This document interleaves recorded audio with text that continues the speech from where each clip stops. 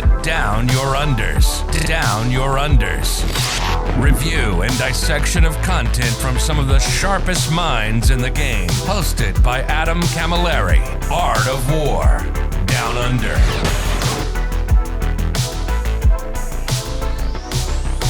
Hello, ladies and gentlemen, and welcome back from my intrepid week away to another episode of Art of War Down Under. This is episode 174, which is just wild to think that I've been doing this for that long. But thank you very much to everybody who supported me along the journey. We are here to review the third codex to come out for the great game of Warhammer 10th edition. And I'm joined by the Metal Man himself, Lex Luthor, Professor X, Liam Hackett. I don't know, one of those names is correct. But how you doing, mate?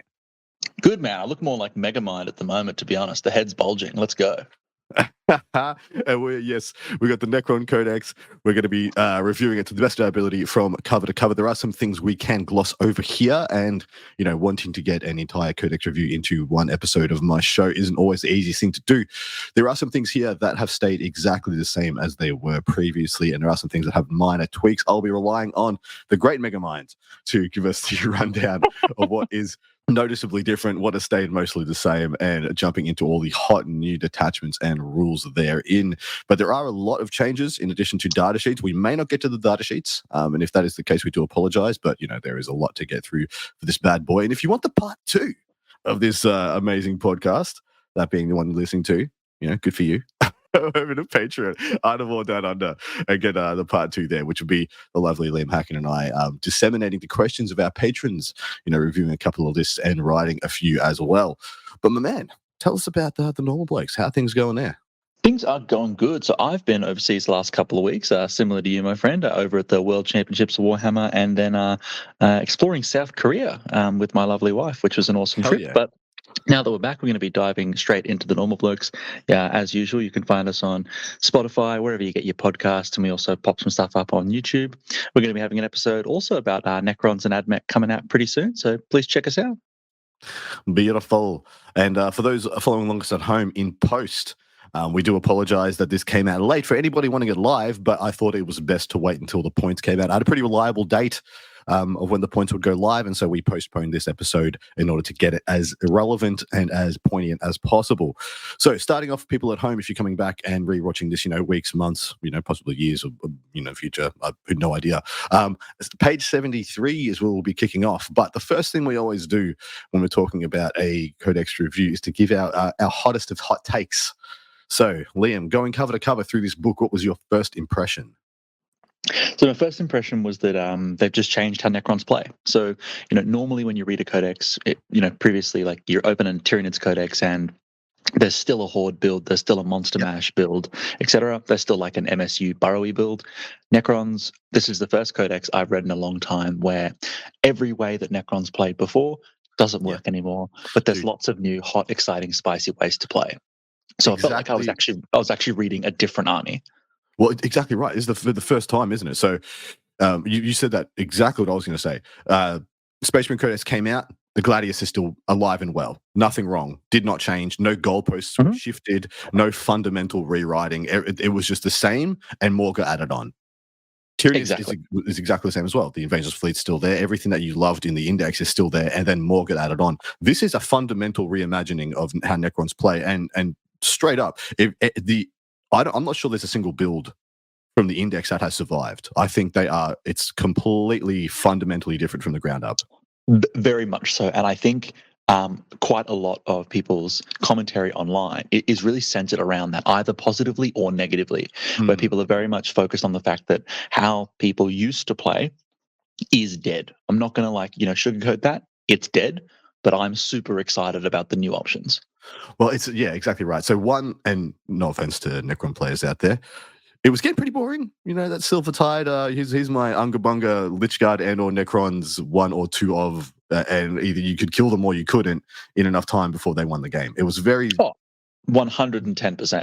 And, I was ubiquitous for that. Like, I really loved the Silver Tide list, but the reality is that it was poor game design that you would win or lose games basically in the list construction step of the game. Yes. And I think this is a really positive step for the game of 40K to make it so that it's an interactive game. Well, the diversity that they've gone from that, where the index literally had, it fulcrumed around 2 units and 800 points of characters a lot of the time. The hero hammer was like real. Only T-Sun's hero hammered harder than the Necrons did in indexes. And now it's just like it's a diverse playbook with at least 2 legitimate builds, possibly 3. Some would say 4, but we will see as we unpack as we go. Starting off on page, I think I said it was 73. We have the Army Rule Reanimation Protocols. You probably all know how this works because it has not changed one iota.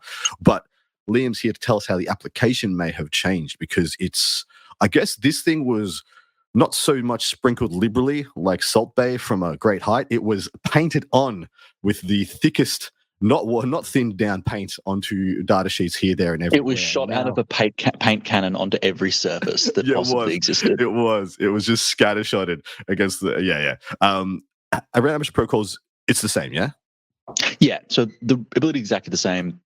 Your command phase, you heal D3 wounds. If any models get to full wounds and you have remaining models that are casualties that have lost wounds or are dead, you heal them and can restore models to the unit. But you have to restore models back to full wounds before you regain a new model. So it's exactly the same as it was before. The main thing that's changed, real Cliff Notes version, is that all of the synergy abilities and the things that buffed this have changed pretty drastically. And I think it's fair to say, again, I'm very positive about the Codex, but this got nerfed pretty substantially. And I understand why that's happened. So, like, for example, Necron Warriors used to heal D6 wounds. That was their datasheet ability. Or it was D3 plus 3. That was the main reanimation abuse that people used. Yep. Their abilities now changed to just re-rolling the D3. Resurrection Orbs have changed. Ghost Arcs have changed. Reanimator has changed. Pretty much everything that did synergize rather toxically with reanimation protocols has become worse. Yep. The ability itself is still an amazing ability. Everything in your army healing D3 wounds in your command phase, you can't really complain about that, especially when you have some really high quality wound models that we'll get to later. But yeah, it's just not as toxic as I think it was before. Easy done. So moving on from there, we're going to the Awakened Dynasty detachment, of which, so that there are 5 detachments here for the Necrons. So 1 less than Space Marines, but Space Marines always get more than everybody else. So, although Tyranids got 6, didn't they? Tyranids get 6 or did they get 5? Anyway, thoughts for another day. The Awakened Dynasty is the Index detachment. We're going to be glossing over this one fairly quickly also. And pretty much, Liam, what has noticeably changed here? So, interestingly, what's most notably changed about this detachment, from my perspective, is that they've incorporated what used to be a WTC FAQ into their actual rule. They actually changed one of the stratagems completely to match a WTC FAQ, which is fascinating. So, this detachment's not changed at all. +1 to hit if you have a character in your unit, same as before. All they really did was rewrote some of the enhancements and rewrote some of the stratagems to be more up-to-date wording or sort of be a bit more relevant. So, for example, used to have a really commonly used enhancement that was an aura of units within 6 count as being led by a character, which made some weird scenarios where, like, vehicles counted as being led by a character, so could use and abuse some stratagems. They've changed that ability. It's now just an aura of +1 to hit, which is probably a more reasonable design choice. Makes really not much sense to have a Doomsday Arc count as being led by a character. Other than that, little things like, rather than an enhancement for stealth and cover, it's now just stealth. Just stealth, yeah. And most critically, this is more of a datasheet change, but it's relevant.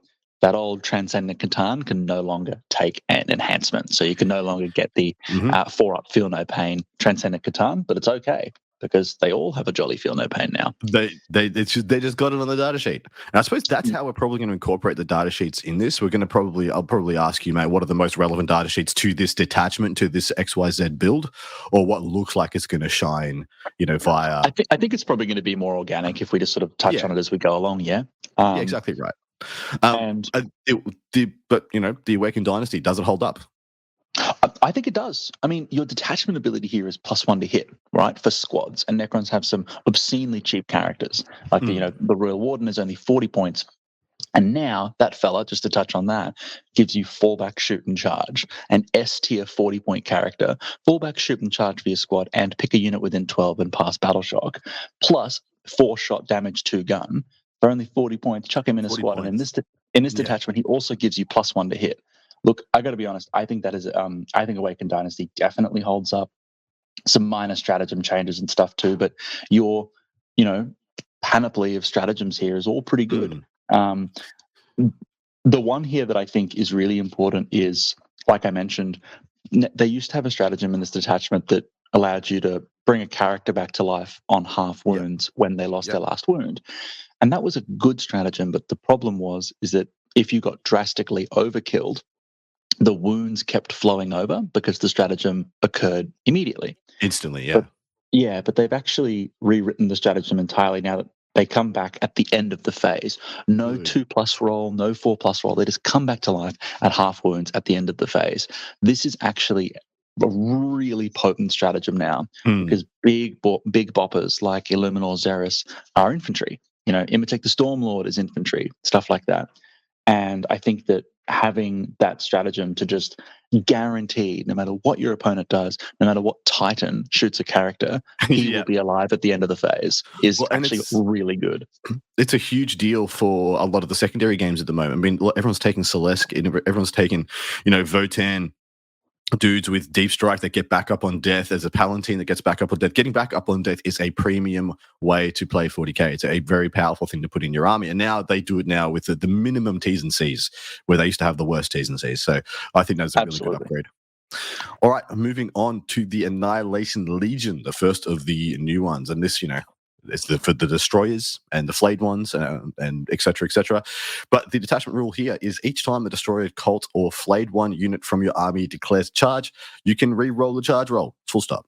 If one or more targets of that charge are below half strength, add 1 to the charge roll as well. So this, you would hope, means that there are some very powerful melee units in this book, and well pointed, efficient. Because right now, if charging applies to of the things that they've said, applies to exactly 3 units: flayed ones, fitting destroyers, and Scorpack destroyers. Yeah, and the Scorpack Lord.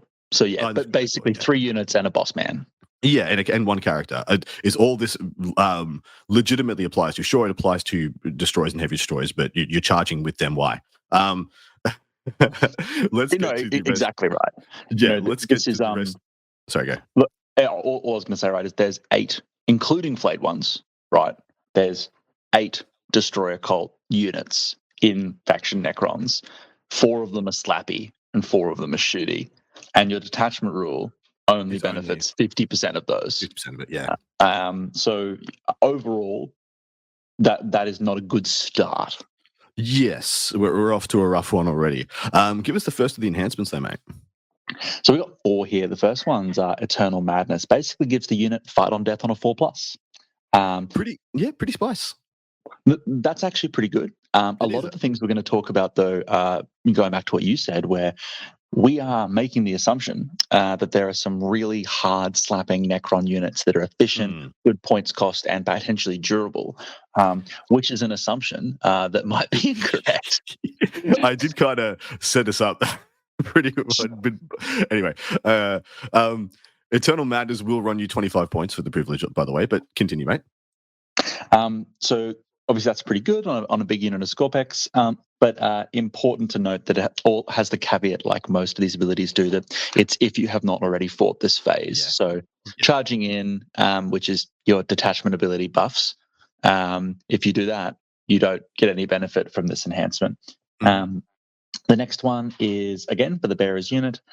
A critical wound improves the AP of your attacks by 1. This is a bit of a bizarre design choice, just taken aside, because Scorpex and Ophidians get dev wounds twice per game. So critical wounds for them are devastating wounds. But this actually just states Necron models. It doesn't state destroyer cult. Correct. So this is most interesting on something like Immortals, where you can go Immortals with Xeris that are already AP2, and then critical wounds with reroll wounds go to AP3 guns, which is actually that's actually okay. It's actually pretty good. Yeah. So I actually think that one's a bit of a win, just not for the units that I think it's designed for. That one is only 10 points as well. So this is a bargain. It is a bargain. And if this was in any other detachment, I would say it's like up there with auto takes for 10 points. But as it sits right now, we will have to see how the rest go. Soulless 100%. Reaper is the next one. Destroy cult model.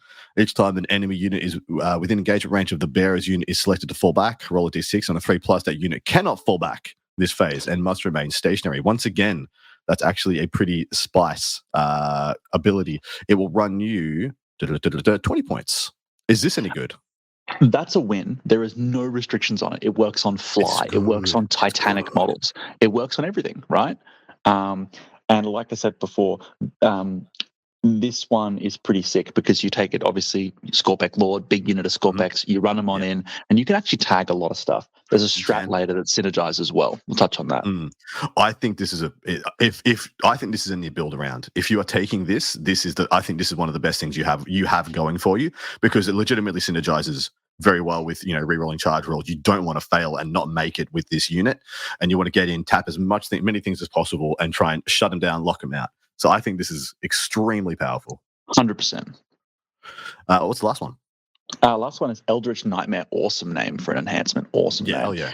Basically, all enemy units in engagement range of the bearer, important caveat there, it's not the bearer's unit, it's the bearer, have to take a battle shock check. This is good. I actually do think this is good. There's a lot of defensive stratagems that can keep people alive against Necron melee. I just think making it the bearer rather than the bearer's unit is a bizarre kind of like nerf, where some similar abilities are unit. It's a frustrating brass ring to get to. Like it is. It is, yeah. It is annoying. It also, exposes you a lot to precision as well. It's not like you can't. One of the stock in trade of the previous Necron army and lists was, cool, you have precision, you can't see my character. you cannot also see my boy. And also Awakened Dynasty has the stratagem to bring a character back, but this detachment firmly does not. Does not. This one will run you 15 points. So the fight on death is the most expensive at 25, which is kind of fair enough. But the two I like the best is the critical wound, extra AP, and the you cannot fall back. You cannot fall back is just on a 3+. That is a premium ability in the game of 40k, and it's very especially when you can tag lots of units and just get them to hey man, you've got to roll 3+s just to shoot my Scorpex. It's pretty good to declare a gun on them. It's very good. And as for that enhancement package, I don't mind it. It's got 2 really good ones. It's got 1 air and got 1. Actually, no, it's got 3 really good ones. It's just whether or not fight on death at that price point is worth it for you, I think. Yeah, I agree. All right, first of the strats, Mask of a Death, and of course, for those who do not know, each and every single one of the detachments so far that we have seen for 10th edition, comes with an army rule, 4 enhancements, 6 stratagems, and we are starting to call them your package, your detachment package. So those are the enhancements. Here we go with the stratagems. So Mask of Death, 1 CP. I'm pretty much going to be letting you know which of these are battle tactics throughout this, but apart from that, won't be noting any of the others. Is this occurs in your opponent's shooting phase or the fight phase, just after an enemy unit has selected its targets, and the target is 1 destroy cult or flayed 1 unit. That was the target. Until the end of the phase, each time attack targets that unit, subtract 1 from the hit roll. So -1, a reactive -1 to hit, essentially a lightning fast reactions, shooting phase or fight phase. Not bad. That's just good. There's very little that's bad about that. 1 CP, appropriately costed. It's good. What's the next one? The Spore of Frailty. I actually love the names of things in this attachment. Really good. It's no Thirdiger, but it's pretty good. It's no Thirdiger. This dude is indeed. This stratagem is indeed a battle tactic. It's shooting or fight phase. Again, you pick a destroyer cult or flayed 1. Similar wording to a lot of the enhancements here. That is not shot or fight yet this phase. And basically, if you're targeting a unit that's below starting strength, you add 1 to the hit roll, and if it's below half strength, you add 1 to the wound roll. So this is an okay stratagem. I think it's actually pretty good. However, there's a couple of odd things here in the sense that all of the units that want to benefit from this, like Scorpex, Locusts, etc., reroll hits is their datasheet ability now. Yes. I like Scorpex reroll if they charge, and so I don't see this being used very much for the first sentence. But if they're below half strength, I can see you wanting to get the +1 to wound as well to make you finish off something tough. The problem is that if it's below half strength, you might not need the buff to finish it off. So Yeah, correct. it's situational, but cool. And this one and the next one are both battle tactics, but also the only Necron units that can use free battle tactic stratagems are not Destroyer Cult. So whilst battle tactic is nice, I think in this detachment it's almost bad that you've got battle tactic stratagems. Yeah. Because it can only hurt you, really. It can only be taxed. Yeah. Yeah. All right. Next up is Murderous Reanimation. 1 CP. It happens in the fight phase. Just fight phase. Destroy a cult flayed 1 unit, of course, that has just destroyed an enemy unit or just caused an enemy unit that was not below half strength to become below half strength. Your unit's reanimation protocols activate. So 1 CP to be like, I killed you or I hurt you real bad and now I regen. That can be really key for taking objectives, blocking off, getting extra OC here, there, and everywhere, or just, surviving through the opponent's next turn. I actually think this is kind of cute because you can do it in the fight phase. You can do it in your opponent's fight phase and then go straight into your command phase and reanimate again, yeah? Yep, 100%. So, I see this being used a lot. I think this is great. I think this is really powerful. I think the really good thing about this strat, for example, is and something that sort of occurred to me was if you charge unit a Scorpex in and you have a Scorpex Lord and you spend the CP to get Epic Challenge and you actually kill a character, even if you kill no models in the enemy's unit, you've still killed a unit because you killed the character. Oh, yeah, that's true. So you can actually Epic Challenge and then reanimate, which is actually pretty cool. That is really cool, actually. That's actually really good. I didn't think about that at all. That's fantastic. All right, what is the next one? The next one is Pitiless Hunters. We are still in battle tactic territory. So it's actually got 3 battle tactics. 4 battle tactics, no less. My word. Wow, there's actually 4 of them. I did not expect that. Anyway. That's wild. I don't know how they decide that, by the way. Do they have like a hamster wheel or something that they, what's this one going to be? Spin the wheel. Anyway, what is it? No, look, I think that's a pretty fair point. So this one is our fight phase. Again, destroy a cult or flayed 1. It's when you select them to fight. It's when you pile in and when you consolidate, you can go up to 6 inches, not 3 inches. This is sick. This is my winner stratagem for the whole package. Because this obviously synergizes so well with the Soulless Reaper enhancement, but more importantly, it's just good on everything. Being able to move 12 inches in the fight phase is just incredible.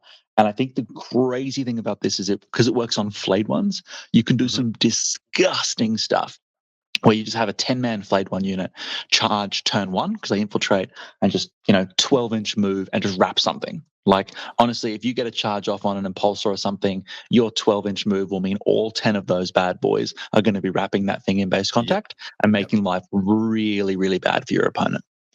I think this is awesome. I think this is a fantastic strat. And there are other versions of similar strats, but most of them don't. Forgive me if I'm wrong, I can't think of one that keys off both pile in and consolidate. Like, you both of them get doubled. It just seems... Not off the top of my head, no. Yeah, neither. It seems really potent. I think it's absolutely amazing, to be honest. It's pretty awesome. So many times I have seen people be like, okay, I need to get this on the charge to get enough units on the objective to take it off you, and they roll a 4 and one of them makes it onto the objective. Stuff like that. And the fact that this keys very nicely with the Annihilation Protocol, the rerolls charges, is quite nice also. Blood Fuel Cruelty is up next, 1 CP. It's in your opponent's movement phase, just after an enemy unit ends a fallback move. So 1 destroy a cult flayed 1 unit from your army that started the phase within engage range of it. Roll a d6 on 2 to 5. They suffer d3 mortal wounds. On a 6, they suffer 3 mortal wounds. And then your unit can make a normal move but must end as close as possible to that enemy unit. So it's a normal move, so they can't go back into engagement range. Plus some sprinkled CP. I could see some really, really cute applications for this. What do you think? Look, again, I think it's appropriately costed for 1 CP. I can see it, again, situationally okay, where a little tank or something with 1 or 2 wounds remaining gets out of combat and you get to both kill it and then move. I think this is really restrictive, though. Both this and the next one, which we'll touch on in a sec, have very strict wording that it's a normal move, so you can't re-engage, but also you have to move as close as possible to that enemy unit. And you got to remember, these bad boys move 8. So I can see a world where you would choose to use this stratagem or not use this stratagem based 100% on like where ruins are, like on the Correct. table, because you could theoretically put yourself in a horrible position. Yeah. I would be next time we play, if you played this, I would be trying to pull you into firing lanes, pull you out of position by where my fallback move is. I would be trying to use this against you or make it bad or make you not want to do it. I think so. And I think that it probably, considering like the power of this detachment, I feel like, again, this and the next one are also missing a pretty critical rider that because they're normal moves, you obviously can't re-engage things. Yeah. I actually don't know if that would push this detachment into the broken territory, but I think this would push the detachment. I think it would actually push this detachment into the quite competitive thing on its own. I think if that was a rule that existed, but it doesn't, and so I think those stratagems are just okay. Yeah. All right, give us the last one, brother. Insanity's Ire. So your opponent's shooting phase, just have enemy unit is shot. Very similar to the previous one. Destroy Colton flayed ones can make a normal move, but must end as close as possible to that enemy unit. I like this stratagem actually more than the former one because it doesn't say you have to. For example, it's you have more agency over which unit you activate. So if your opponent shoots your destroyers with like 3 units, it's basically every time you shoot, if your opponent makes a sequencing mistake or if one of the units is in a favorable position, you can then just move 8 inches towards that unit. That's a win of a strat. Yeah, absolutely. I 100% agree. My cogs have been turning on Bloodfield Cruelty, the previous one, just for a moment. Yeah. So it does the splash mortal wounds, and then then the move, then it's full stop, and the move part activates. If I kill them with the mortal wounds, I just get to move wherever I want, right? I don't think so, and I say that because when I was reading it, you can't end closer to a unit that doesn't exist. So if you kill them with the mortal wounds, you don't get to move. Correct. That's literally the worst scenario. Yeah, it is, and it's a similar thing to like you can't use reanimation protocols when you're off the table because you can't place your models in unit coherency if the models aren't on the table. Similar to this, you can't move closer to a unit that's not on the table. So I'd argue you can't move at all. That's gonna ask your local TO how they want to rule that, because they might be kind to you and say you just get to move, but I was worried that was going to be the interpretation. Anyway, that brings us to the end of the Annihilation Legion package. This is a bit of an all over the place. There's a sprinkle of goodness in a bunch of weirdly terms and conditioned awkwardness, if that makes sense. This doesn't look great to me, mostly because of the diversity of units to use them on. Don't get a lot of things like I think we pretty much said at the start, you're going to have really efficient choices in here to make this good, because I think only half of the destroyer units get anything out of this. Is there anything here for the shooting units?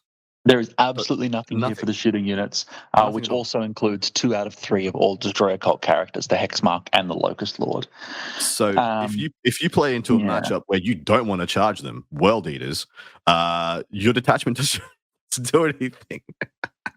I also think notoriously, based on like this edition thus far, any abilities that trigger off below half strength have been notoriously bad. Just being honest. Because most of the things, for example, that are below half strength, shockingly, are more than half dead. So you don't really want to be committing resources, especially when you have big Death Star units, which is kind of how destroyers have to play. You don't really want to be committing them into a hurt unit. Yeah, apart from flayed ones, which I actually hear flayed ones. You've already mentioned flayed ones as cool, as something worth noting. Whether or not that you'd want to take 30 of them is entirely up to you. But apart from them, everything is a multi-wound small package unit. You can't take more than 6 of any of these things. I think you can take 7 destroyers if you take a heavy, 6 and a heavy. But that's the biggest unit you're going to get, and they're expensive for what. So you are going to want to invest heavily in making sure these things do their jobs. The destroyer thing was last dead. Just FYI, you can no longer pop a heavy in the normal boys. Oh, really? That's kind of a shame, but fair enough. Yeah, but, I think that this detachment tries to bring some of the themes from the Annihilation Legion Army of Renown from 9th edition. Oh, yeah. Where I think it falls down is that it's not just that everything here is melee, it's that it actually doesn't buff the problems with the destroyer cult units, which is damage. A Scorpec unit is just not a comparable unit to like Sword Brethren, for example, except, these are 3 wound, crab monsters that are 60 million years old, but their weapons are still damaged to strength 7 AP2 with no way to buff really any of that outside of like stratagems. I was really, really hoping this detachment would be a damage buff, which I think is what the Necron units are lacking. We did not get that, apart from +1 AP on a critical wound. Apart from that, we really didn't get any buff. So just quickly for some of the points, it'll run you 200 points to take 6 Scorpecs. Another 100 points for the Scorpec Lord. That's, of course, if you are taking a Scorpec Lord, there are, I think, 3 decent enhancements for you to consider chucking on that guy. Flayed ones will run you 140 for the full package of 10s. That's not cheap, actually. 140 for 10. No, it's not. For a 1 wound T4 model. Yeah, that's pretty pricey. And Locust Destroyers and Heavy Destroyers. So that's 180 for a max unit of Locust Destroyers, 50 points a model for the Heavy Destroyers. So, like I said, it's all pretty expensive. There's no real cheap chaff you can just chuck in there, apart from maybe some scarabs, I guess, but they don't hold objectives for you. But that's my issue. What's gluing this army together? What's making it work when I take these big package units that can do a lot of stuff if used appropriately? What actually is the rest of my army? And when it boils down to it, and I find out there's only 2 or 3 destroyer units worth it, well, is the Annihilation Legion worth it? And I think, unfortunately, right now, probably not. And that's only because you will pay attention and you will watch and you will learn that there is some awesome stuff coming. Beautiful segue. Canoptic Court, baby. Tell us about the power matrix, the power of the matrix, Neo. So we are going from the, let's say, like D tier, we are going straight to the S tier detachment. This is a good bookending for this conversation. So Canoptek Court power matrix. This is I reckon, and I say this without any reservation, this is the best detachment rule I have ever read. It's cool. It is cool. So your power matrix is thematically where the Cryptex lightning and power cables and all that garbage is coming out of the ground and making the Necrons angrier. So certain areas of the battlefield count as being within your power matrix. And you basically check this at the start of every phase. Your deployment zone, always your power matrix. No Man's Land is your power matrix if you control at least half of the objective markers. This is important because my understanding was a similar ability for demons is more than half of the objectives. Yes. So this is actually better than that. It's just half or more. So in a 4 objective mission, you only have to hold 2 objectives in No Man's. And then your opponent's deployment zone is the same thing if you control more than half, but to my understanding, there's all the missions is just 1. So bizarre, but sure. If you hold more than half of 1, you get your opponent's DZ. Now, Canoptek Court models in this detachment always reroll 1s to hit, but if your unit is wholly within your power matrix, Chapter Master rerolls to hit, full rerolls to hit. Now, the reason why this is so spicy is that this benefits all Canoptek units, which is a pretty diverse range of units, including a lot of Forge World choices, and all Cryptek units, which is like 5-6 characters and any squads they join, because they, of course, have the Cryptek keyword. So this is not a restriction at all. It's whatever the hell you want, pretty much. No, this is basically taking a really competitive series of units and giving them Chapter Master rerolls to hit. Like, that is just really good. But the reason I actually like it above just being powerful is that it's kind of interactive in the sense that if you need to clear the objectives because your opponent's beating you, you're actually not going to get chapter master rerolls to hit, which is probably when you Correct. need it the most. Correct. So your opponent actually has some interactivity with you getting a buff, but the buff is really potent. This is a good rule.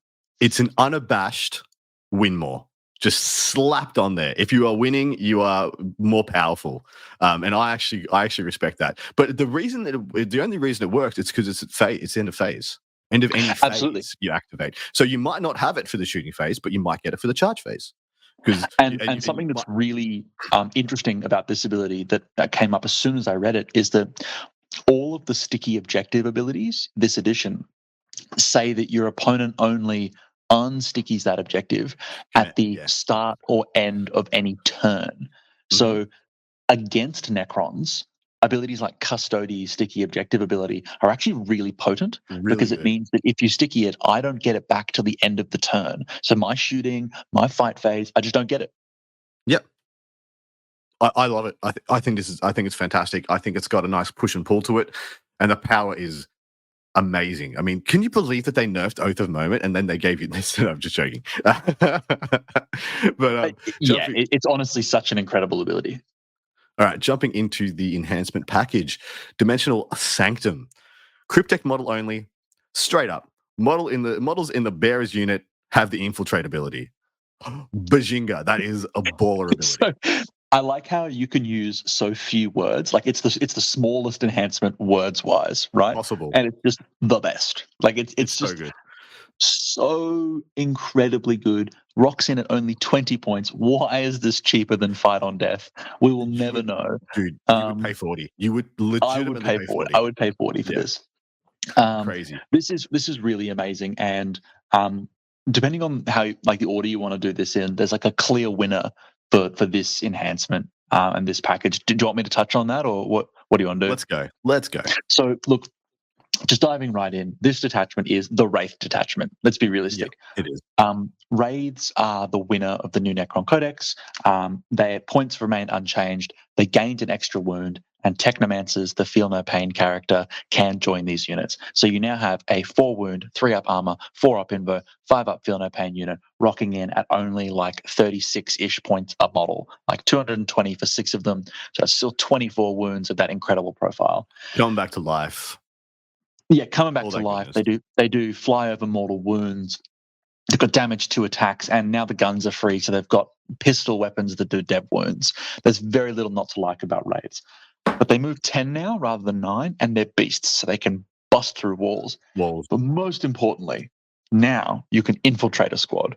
So you're starting this durable brick, theoretically 9 inches away from your opponent, and then they move 10. This is aggro. This can be defensive. This is good board presence. This just wins. This slaps. I'm very, very happy about this. It's starting like a mid-strength bully unit on your opponent's doorstep. It's not a full. It's not 10 aberrants, that kind of strength, but it is like not that expensive, and it is extremely hard for your opponent to quantify the resources they need to remove it. It's just a problem. It's just a huge problem unit of starting on your opponent's doorstep. It is fantastic, and for 20 points, why would you not infiltrate a unit is the question. Yeah, exactly. That is an auto take. Have to be silly. Yeah, that is an auto take. The next one is the Hyperphasic Fulcrum. Cryptek model only. While the bearer is leading a unit, if the unit is wholly within your army's power matrix, each time the model in that unit makes an attack, reroll a wind roll of 1 also. So this, I believe, is best used on a shooting unit, just kind of bouncing around into deployment zone, and then, jump out to no man's land when you get it. But that is, very, very good. Yeah, I mean, that is an okay stratagem. I think the best shooting units in this detachment are still Immortals, which already reroll wounds of 1. Oh, that's true. So it's a bit bizarre. It probably still will just go on a unit of Wraiths, to be honest, because like Immortals already reroll 1s or full rerolls to wound, and Warriors are poopy. So it'll run you 15 points. 15 points? Okay, probably take it if I had the points. Yeah. The next one, though, is spicy. It's basically so Auto Divinator. whenever it's a Cryptek, all of these are Cryptek models only. Each time your opponent gains a CP as the result of an ability, important keyword there, roll a d6, and on a 2+, you also gain 1 CP. Now, this is really interesting because I really like this, and I've thought a lot about this enhancement. So there are quite a few units like Abaddon, Marnius Calgar, etc., Ethereal, etc. Yeah, Azrael, that give you 2 CP, right? Which in your command phase, which this triggers.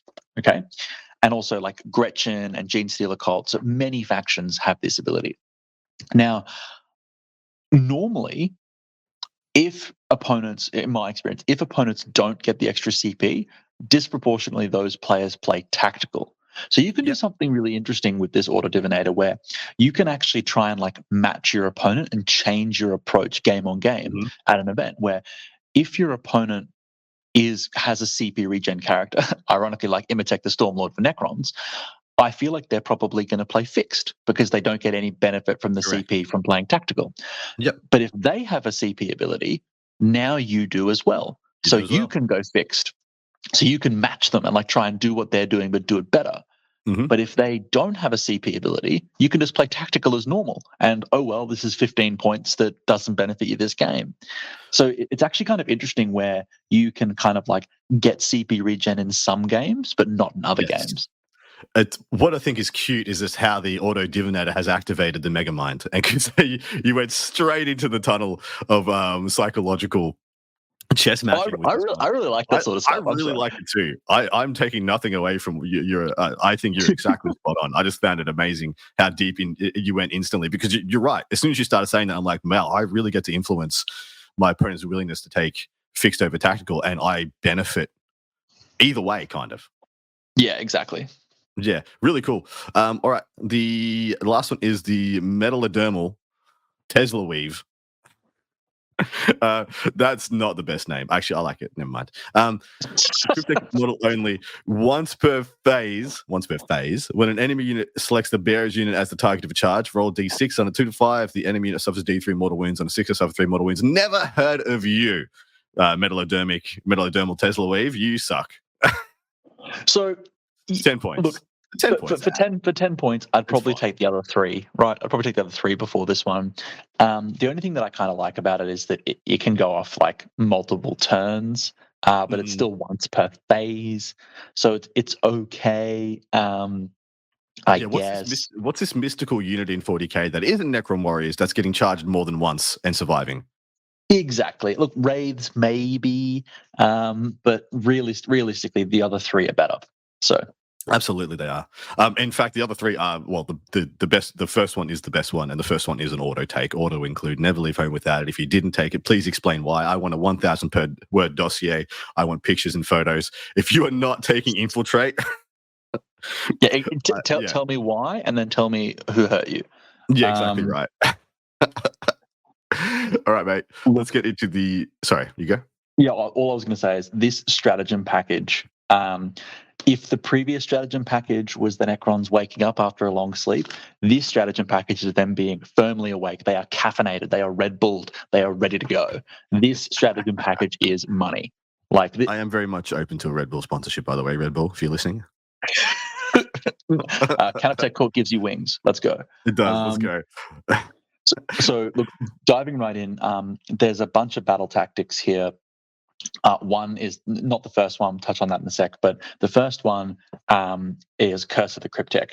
Now, this is weird. I don't know why this is battle tactic, because this can't benefit any unit that has free battle tactic, and it's really a once per game ability, so no negative abilities can affect it either. Not really sure why it's battle tactic, but whatever. So this is really weirdly worded, but the long story short of this is your opponent's shooting or fight phase, opponent's shooting or just the fight phase. When a Cryptek model is slain, the rest of your army gets +1 to hit and +1 to wound against the unit that killed that Cryptek model for the rest of the game. This is awesome. This is really spicy. Good. You'd almost get your boys killed just to get +1 to hit and wound against your opponents. Bouncing Centurions and stuff like that. There is going to be times where it's just great. It's fantastic. The thing for me about this and when you is couple it with the fact that you have, the power matrix going on as well. Yeah, like what a good stratagem for an army that again struggles with damage. But more importantly, Mm-hmm. you're going to have like 4 or 5 cryptechs in this detachment. You're going to have a cryptech in every wraith unit, and you're running 18 raids. Like I cannot think of a 100%. reason why you wouldn't run 18 raids. So if you're running 18 raids, your opponent's like, oh, my 10 Terminators and Abaddon have successfully killed one of the 3 units of raids. Cool. Now the other 12 raids get +1 to hit and wound. Like it's just awesome. It's fantastic. And there's so many units that you just have to kill in the game of 40k at the moment. Like your win con is making sure this XYZ unit is not here. And this just lets you do that. It just really lets you do that. The other thing that's really hilarious about this is it actually is a bizarrely awesome buff for Scarabs, because Scarabs are strength 2. So strength 2 with +1 to wound is actually like quite good in volume, because you're wounding like big things on 5s. Yeah. So it's just kind of bizarre how like it can literally double the output from a Scarab unit. That is funny as hell. Yeah, it's pretty funny. Right. Moving on though, so Cynosia of Eradication.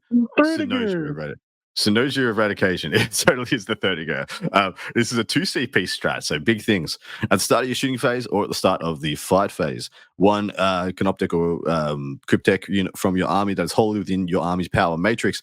To the end of the phase, weapons equipped by models in that unit have the Devastating Wounds ability. Yes, that should be 2 CP. Is it any good though, mate? Yes, it should be 2 CP, but no, it should not be a battle tactics stratagem.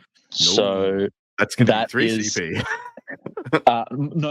No, it could also be free. Is the problem, because that too. Yeah. So look, the thing that's bouncing around the internet at the moment that is worth touching on is an Overlord, 10 Immortals, and a Plasmancer. Immortals have the Tesla weapon. Rock in at I think it's 280 points, pretty much on the nose. Whilst that's an expensive little package, what this unit does is it shoots 20 shots with critical 5s because of the Plasmancer, and every 5+ is 3 hits because of sustained hits too. They reroll all hits because the Plasmancer has the Cryptech keyword, so gives the whole squad the Cryptech keyword. So you go fishing for, on average, 12 critical hits, which is 36 hits on its own, plus the other 6 hits you get. So you're getting 40 to 42, like roughly, hits on average. And then if you're shooting a unit on an objective, you get full rerolls to wound. Some quick maths in my head says like 12 to 13 devastating wounds is about average, but that's before the Plasmancer's ability, which gives roll 4 dice. Every 4 up is a mortal wound as well. And then the Plasmancer basically has a 3-shot plasma gun as well, which is also devastating wounds. There is a not unreasonable world this can do like 18 mortal wounds to pretty much any unit, most of those being devastating wounds. That is oppressive. Does everyone remember the Kassakin bomb at the end of 9th edition? This is legitimately, this is what that is. It's if you need to conjure in your head what's going to happen, this is a more expensive version of that. It is pretty ferocious though. When somebody loses a knight, like this easily kills a little knight, kills a war dog, kills an armiger, like no problem whatsoever. And then you lose half your Wraith Guard model, your Wraith Guard unit. It's gonna suck. It's gonna suck. Whether that is whether so having you go.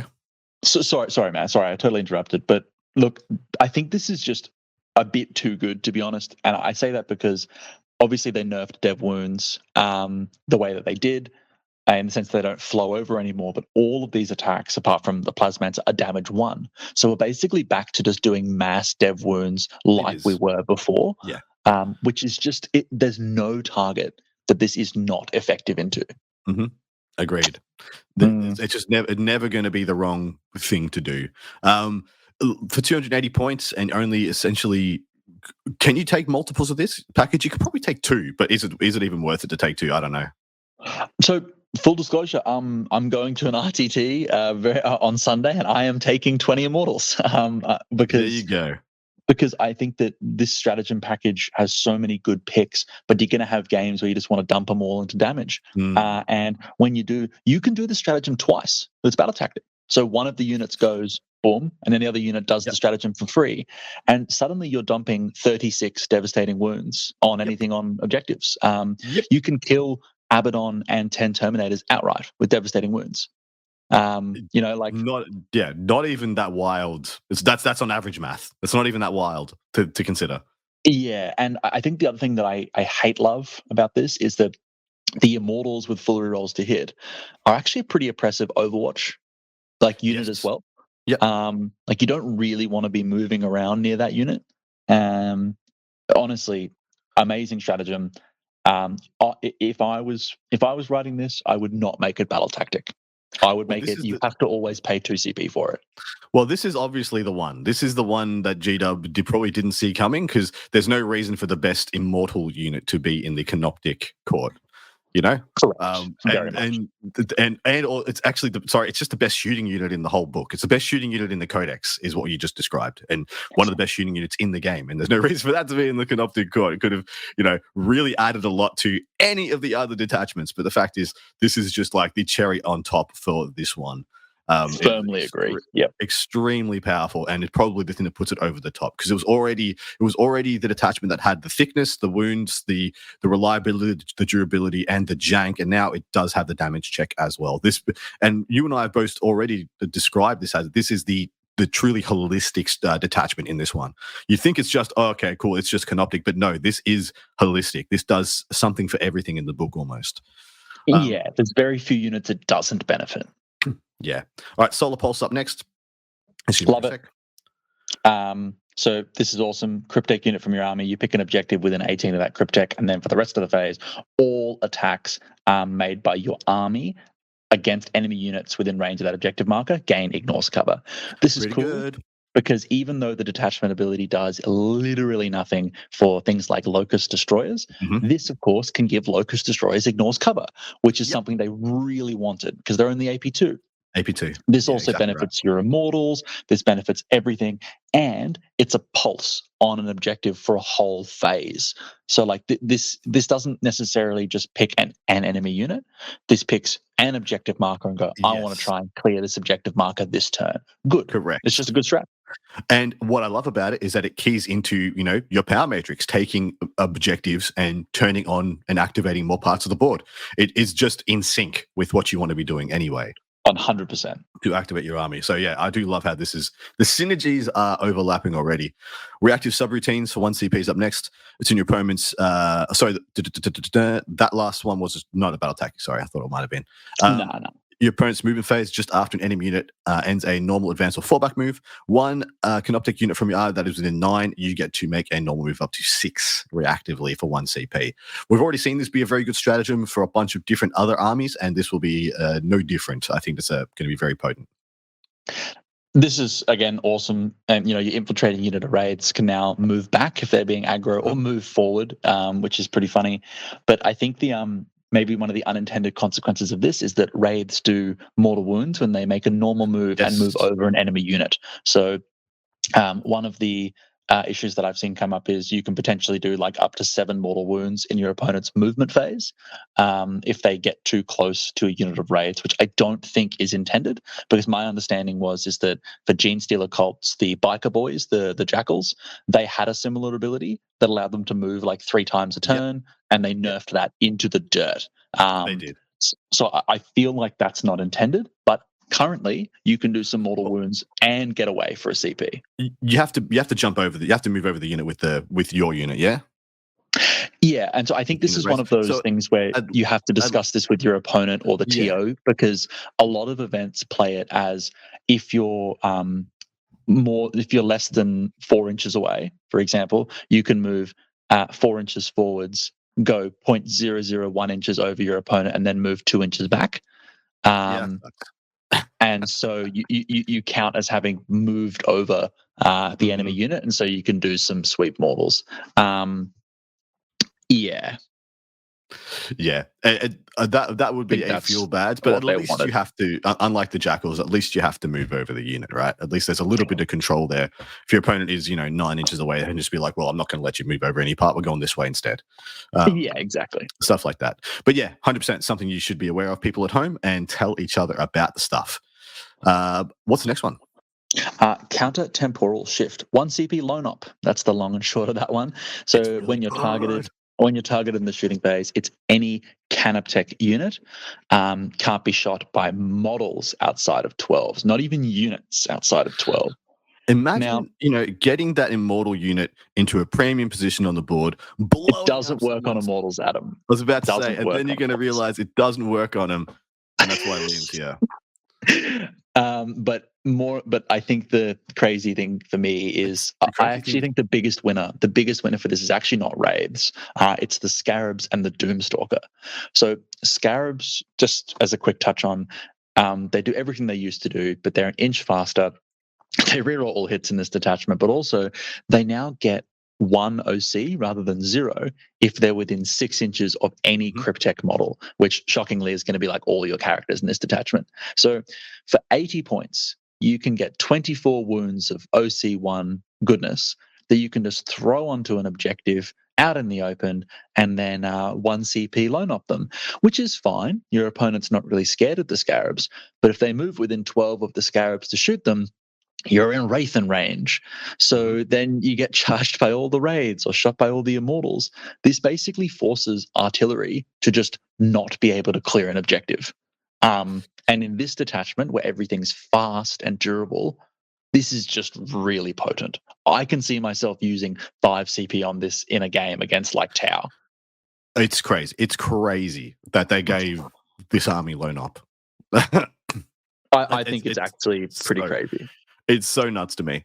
All right. Next one is suboptimal facade. Suboptimal facade. One CP. Your opponent's charge phase just after an enemy unit has declared a charge. One canoptic unit from your army that was selected as a target of the charge and is wholly within your army's power matrix, your unit's reanimation protocols activate. Such a weird timing for that. Such a weird term and condition for that it's in the charge phase. As in, it's the kind of I'm not stuck in here with you. You're stuck in here with me, and you just bring back, 2 more race, and all of a sudden they don't have the damage to go through. That kind of stuff is where I'm seeing this come to the fore. But what are your thoughts? Yeah, look, I think it's not bad. I just think this is, again, in a package where it's competing with some really aggressively costed stratagems. I can see this being one of those strats that people talk about at an event where he used it because he was getting tabled and it just let him keep an objective and it just won him the game, or something like that. Or, let's say a big whack-off dreadnought is charging your wraiths. You use it to bring back a wraith on 1 wound just to waste an attack. Exactly. I can see it helping in niche situations, but no way it compares with lone op, reactive move, +1 to hit and wound. It's just not competing. Yeah, it's just not up there. But that is the entirety of this detachment. And like we said, this is the detachment that I think is the most holistic. Mostly, the only reason that we're ever talking about it like this is because of the canoptic rule. The fact that you can add a canoptic unit to so many different units in the army, and then they become part of the canoptic court and get so many levels of activation that on face value, you think is only applying to wraiths and wraith-like products. Reference. So that's what has really expanded this to be holistic, to be encompassing 3/4 of the book almost get serious return for being in this one. And I think for me, it's a bit inconsistent where this is a detachment that benefits basically everything, whereas the Destroyer Cult detachment doesn't even benefit Destroyer Cult models in their entirety. Yeah, so exactly, I think this one is a winner. There is very little wrong with this detachment, and I think it'll be seen a lot. I think this is the people where people will be starting first for all their power, undeniably. It's just so apparent how good this can be. All right, the next up is the Obeisance Phalanx. The detachment rule is worthy foes. In your command phase, select 1 enemy unit until the start of your next command phase. Each time an Overlord, Lichguard, or Triarch unit from your army makes an attack that targets that unit, add 1 to the wound roll. So it is a very packaged Oath of the Moment on the wound roll, not the hit roll. Yep. So very, very select units. So that's anything that's been joined by an Overlord, yeah, and then Lich Guard and Triarch units. Yeah, so I think this is another swing and a miss personally, and I say that because the sprinkling of keywords in the Necron book I don't think has been done, let's say, with a high level of vigilance is the way I'm going to describe that. So Overlord, Lich Guard, and Triarch units. You would think a unit such as the Overlord on a command barge would have the Overlord keyword, but it does not. No. You would think Imitek the Stormlord, who in his little description on his datasheet says he's the Overlord of the Sautek dynasty, does not have the Overlord keyword. Trazyn the Infinite. Trazyn the Infinite, Overlord of the Niklak dynasty or something like that, does not have the Overlord keyword. The Silent King does not have the Overlord keyword. Whoa. And he also doesn't have the Triarch keyword, despite the fact that he's literally the head of the Triarch. The head of the Triarch. So when you said this benefits limited units, it's extremely limited and doesn't benefit a lot of things that I think it probably should. So I think, that it suffers in that respect. Well, this affects less units than the Annihilation Legion now. It does. This is better. Like the buff is better, but it benefits very few units. The buff's fantastic. The buff is amazing. If Worthy Foes, was an army-wide ability, not packaged to 3 things, it would be one of the best army rules in the game. It would be one of the best detachment rules in the game. I think it would bring the king back as well. +1 to wound for him is actually really spicy. It would be fantastic. But all right, let's jump into the enhancements. Honorable Combatant is up first. Overlord model only. I think all of these are Overlord model only. Each time the bearer's unit destroys an enemy character unit, your opponent loses ACP if they have any. That is the first of its kind. I have not seen anything else. This is 10 points for the privilege, and I haven't seen anything else that does this. There's nothing else. It's actually pretty cool. It is pretty cool. It doesn't say to a minimum of 1 either. So if they have 1, they got 0. I actually really like it.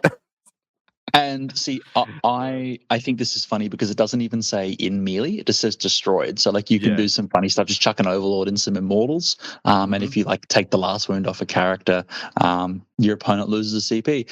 That's cool. And what's also really exciting is that there's no cap on it as well. So you can actually, theoretically, if you shoot and kill a Gene Stealer cult unit with 2 characters in it, they lose 2 CP. 2 CP. Which I think is actually pretty funny. Well, in a lot of cases, you can turn 1 CP into, taking a CP. If your opponent's CP are worth more than yours, you can charge them, do heroic challenge, spend a CP to burn one of their CP, essentially, to precision out and kill a character and take one off them. If theirs are worth more than yours, I think that's a really good exchange rate. I think so too. I think and 10 points, you'd probably take a unit with it just to I think it can force some weird scenarios. I think it's good. The only issue I have, so Triarch units, that's Praetorians. Forgive me if I'm wrong, I don't think anything can join Praetorians. Nothing can join them. Yep. Nothing can join Praetorians. So Praetorians aren't doing this. Lich Guard, not what they were, although they're cheaper. So it could still be relevant. So it's an Overlord joining what that is going to get this job done? It's probably going to be Immortals, because Immortals will give you reroll wounds. True. Ironically, the unit that buffs the Overlord's melee the most is a shooting unit. Well, that's very similar to fair enough. We're doing that all over the world at the moment with Assault Intercessors and Chosen and stuff, just chucking it wherever it's going to get the best synergy. But unlike what I just said, those 2 units both have melee options, whereas the Immortals are just kind of fisticuffing. What's the next one, mate? Unflinching Will. So bearers melee weapons have both precision and anti-infantry 5+. Now, this is funny. This is funny because immediately you read it and you go, okay, I'm going to put 2 characters in a unit because Necrons can do that, and I'm going to combo the first and the second one, but they're both Overlord model only, and you can't put 2 Overlords in a unit. Yes. So it feels like they wrote these to work together, but they absolutely do not work together. I will say though that this second one is actually better in my opinion because anti-infantry 5+, all of the Overlord's melee weapons are devastating wounds, and when you put them in an Immortals unit for reroll wounds, With the wounds. anti-infantry 5+ with rerolls and precision pretty much like turbos most characters. I was gonna joke that like, why does a war scythe need anti-infantry 5+? It's wounding any infantry in the game on a 4 or a 3. But you're absolutely right. The dev wounds are something, that would really, really go over the top on people. 100%. Precision. Is there any relevant shooting on Overlords? No, because it says melee weapons. Yeah, that's fair as well. Sorry, I was reaching so hard that I forgot the word existed in this one because I was really trying. I was trying, man, because it's kind of sucks. Oh dear. So up next we've got Warrior Noble, also Overlord model. Every time a melee attack targets the bearer's unit, subtract 1 from the hit roll. Again, this is actually pretty good. I'd probably take it. I think it can make a pretty durable blob, but just not as durable as it was before in the index. So I don't know if you're leaning into the durability. I don't know if you're actually you're trying to make something that's bad just okay, rather than making the things that are okay great. So I don't know if that's the way I'd go. It will run you 15 points for the privilege. The last one is Eternal Conqueror, Overlord model only. Each time model in the bear's unit makes an attack that targets an enemy unit within a range of an objective marker, you can re-roll the hit roll. So is that Immortals re-rolling the hit and re-rolling the wound roll on if they're shooting stuff on the objective? So that's a good strat. I can see this detachment having like just actually lots of Immortals. Because obviously the Immortals get +1 to wound if an Overlord's leading the squad. Like honestly, you could see this detachment having a pretty hectic number of Immortal units, especially with some of the strats we'll touch on in a sec. My only concern is that, like, why is this an enhancement when like Canoptech Court get rerolls to hit army wide? It's just like, it feels like you're paying a points premium for something another detachment gets for free. For literal free. Without a character tax. Yeah. As far as I'm concerned here, that's the only one I like, is the last one. The first one, I love the first one, but it's only because of its cuteness. The amount of it's times not actually super competitive. No, it's not actually going to happen that often that I tax my opponent's CP. But the idea of it excites me a lot, and I love it. The middle two, they suck as far as I'm concerned. They're not great. The -1 to hit, but only in melee, is not awful. But I don't know if it's ever going to matter. Like if I've got a unit of Immortals with an Overlord, -1 to hit probably isn't going to save them from a relevant unit. It's probably not going to touch the sides. But Eternal Conqueror is quite good. It is the first one that is a direct holistic slap down, hit harder, going to do more buff, which I quite like. All right, mate. First of the stratagems, your time is nigh. 1 CP. Cool name for a strat. It is fantastic. Any phase just after your opponent's Warlord is destroyed. So a hard term and condition to meet. And it targets your Necron Warlord. Until the end of the battle, each time an enemy unit takes a battle shock or leadership test, subtract 1 from the result. So 1 CP, I've killed your Warlord, your entire army is Neg 1 battle shock. Yeah? For the entire rest of the game, yeah? Yep. Just bada bing, bada boom, done. I pretty much never see myself using this because even if, just for any CP cost, I don't see myself not wanting to do like a CP reroll instead of this. That's what I always ask myself. Would I rather a random CP reroll or this? And I would rather the CP reroll. Yeah, this isn't great. It's it's not great. I don't really know. If you had a way to trigger a bunch of battle shocks to key off this, like if you had some way to synergize this into a boost to, like, flip objectives or whatnot, maybe, like, or if there's something if there is units in the codex that point and cause battle shock, maybe, that I haven't seen yet. But as it sits right now, I wouldn't be using this CP. Yeah, but there are some pretty spicy stratagems in the detachment I really like. pretty sure that's the worst one. So That is the worst one. So started low and we're building up. So next is Enslaved Artifice. This is a battle tactic strat, shooting or fight phase. But I yet have no idea why this even specifies the fight phase. Touch on that in a sec. One Necron unit from your army that hasn't been selected to shoot or fight, basically 5+ scores a critical hit. Now, this is really, really cool. Very for powerful. A whole bunch of different reasons.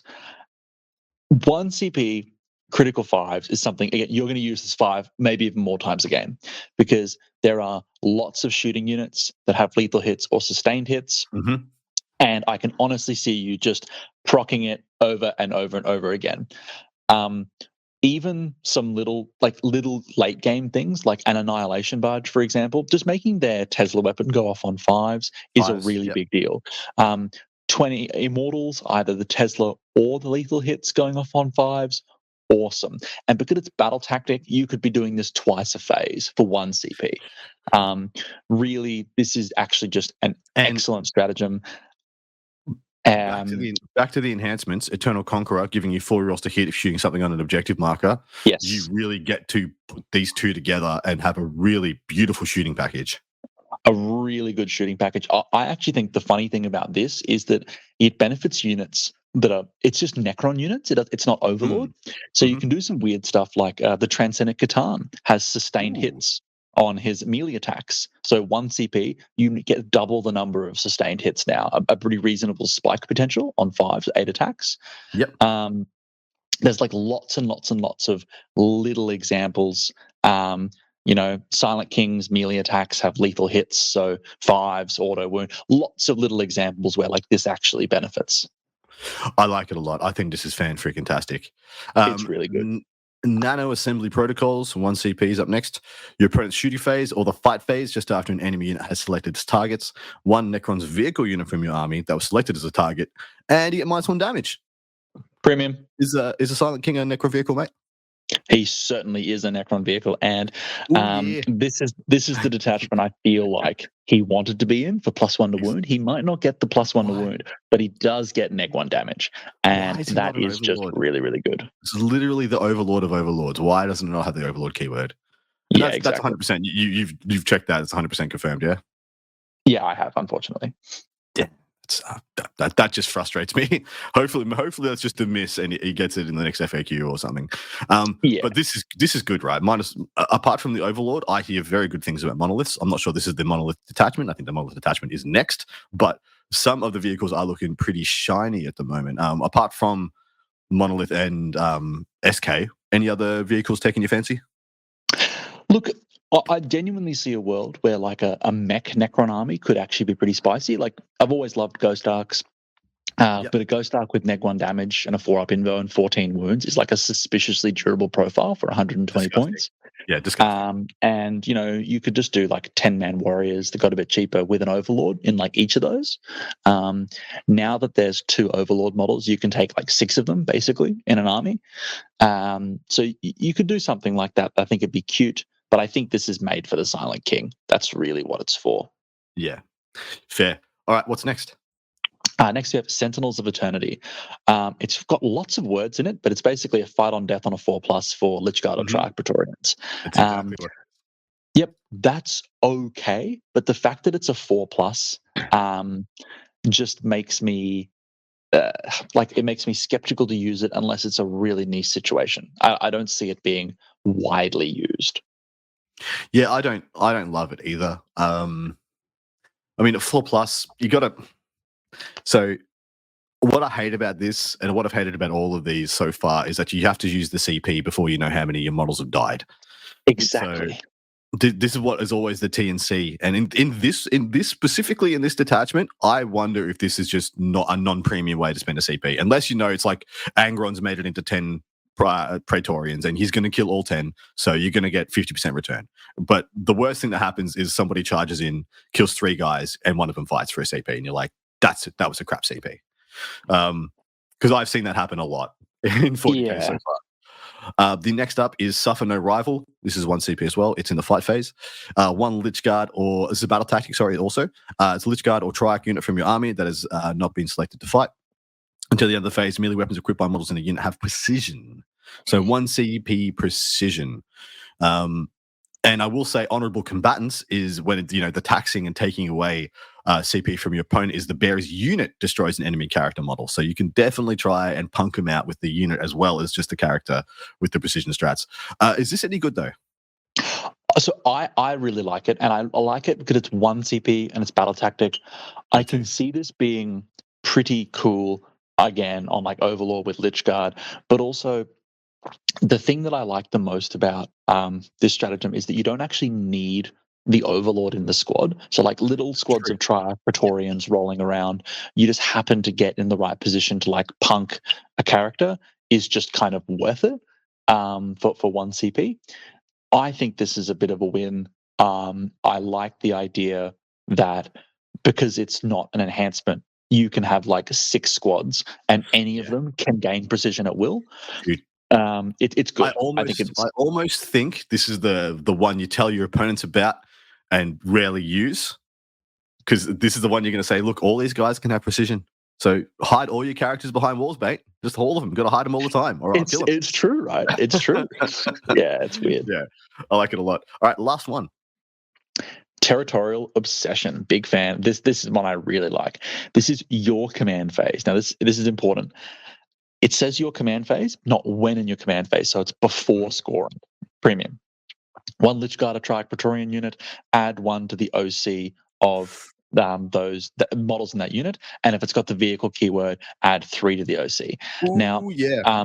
So the vehicle part, basically ignore that. It's just the Triarch Stalker. Don't stress about it. But Lich Guard, right? Normally OC1, OC2 with the strat, OC3 with a Catacomb Command Barge. So you can push Lich Guard to the OC that Necron Warriors used to be, basically, in like the old Horde lists.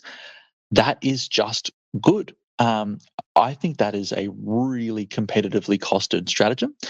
And the only thing stopping it from being really exceptional is that it's Lich Guard and Triarch Praetorian rather than Overlord Lich Guard and Triarch Praetorians. Because as soon as I read that, I got really excited and I thought maybe you could do Overlord in 20 warriors, bump him to OC3, then bump him to OC4 with a Catacomb Command Barge. And I was like, whoa, now we are up spicy territory. But no, it's just the Lich Guard and Praetorians, which I'm still not sure if either of those units, as is, like in Codex, are competitive unit choices. Fair. Well, let's talk about the obeisance phalanx as a whole, because if you just ignored the keywords that this attachment keys off, this is a fantastic package. This is actually a very good package. 2 good enhancements and legitimately 5 good stratagems. 4 very good. 1, the fight on death, extremely situational, or 1 absolute nothing burger, but 4 top tier strats. Agreed. The issue is the keywords suck so much. So much. Yeah. It's so restrictive. See, I really feel like this detachment, what it was trying to do is make like the characters and the elite Necron units more killy and have all this tech.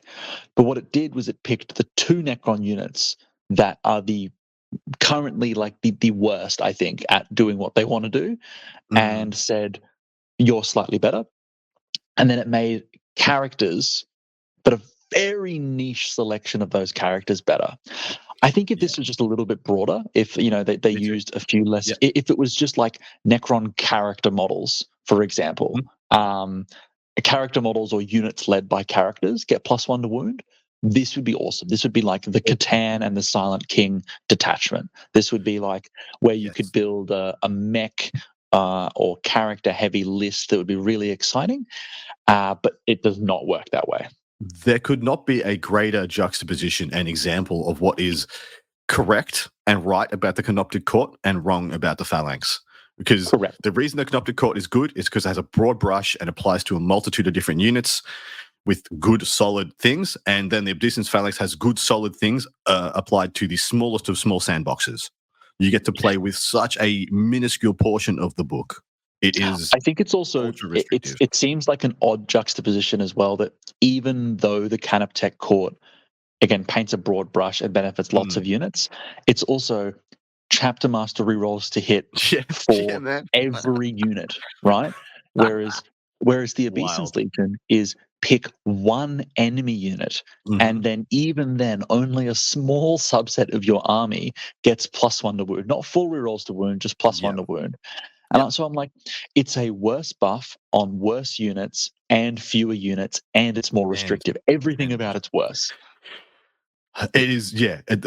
I have to say, I found this detachment more disappointing than everything else so far. This one was really disappointing to me because I love the idea of this detachment so much. This represents a lot of what I love about Necrons, the kind of noble disdain for the peasant races and species out there. And come and keep the riffraff in line, yeah. Exactly right. And then you get to it and it's like, oh wow, it's just two bad units trying their best.